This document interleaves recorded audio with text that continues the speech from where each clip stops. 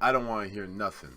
I don't want to hear anybody criticizing Adrien Broner for how he handled himself leading up to this fight, how he handled himself during the fight, or after the fight.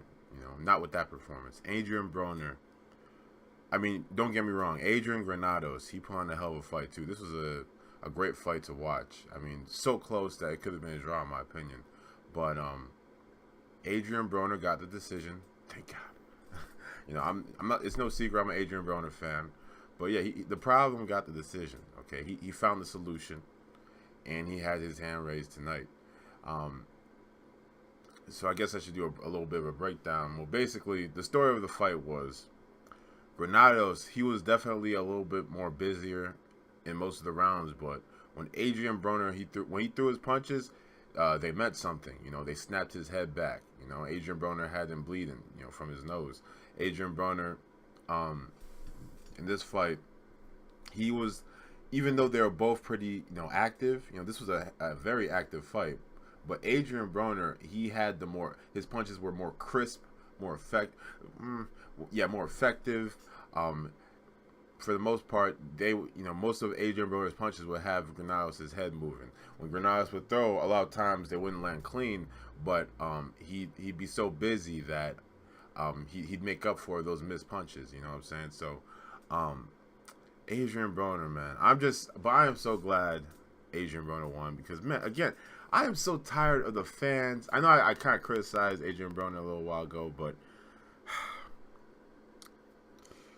Adrien Broner, let's be honest. What he is guilty of is conducting himself like a fighter. I'm not talking about the little antics that he does outside the ring, the little raunchy shit that he does. I'm talking about how this man, I mean, he's one of those few fighters that actually faces decent competition. Okay, Adrian Granados is decent competition at the 140-pound division. Granted, I know Adrien Broner moved that weight class up to 147, but these are two 140-pounders getting it on. Now it's unfortunate that there is an asterisk under this victory because I don't know if Adrien Broner will ever be able to make 140 again. This bout was supposed to be at 140. And Adrien Broner, he moved this up to 147. So I don't know what this fight would have looked like if it was at 140. I don't know what it would have looked like. And it's just very unfortunate because, bro, I know that most of us are hoping to see a mega fight between Adrien Broner and Terrence Crawford at 140 in the future. And it may never happen.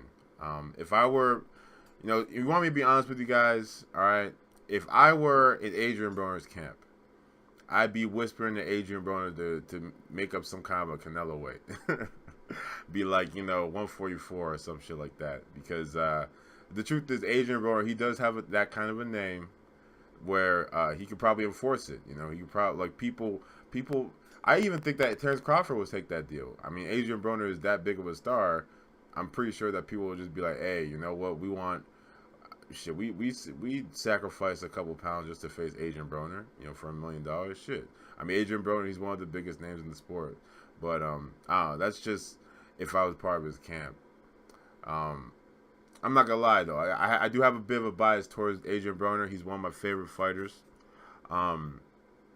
So you guys, if I do sound like a fanboy, apologies, but Adrien Broner, I feel like he doesn't get enough credit for what he's done. The couple of fights that he lost were to great competition.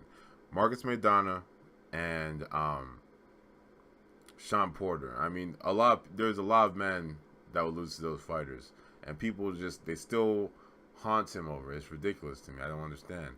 But he won this fight fair and square. It was a close fight, but he put on a hell of a performance. So hats off to Adrien Broner. He deserved it. And I'm so glad they won, and I think that's all for this video. Take it easy.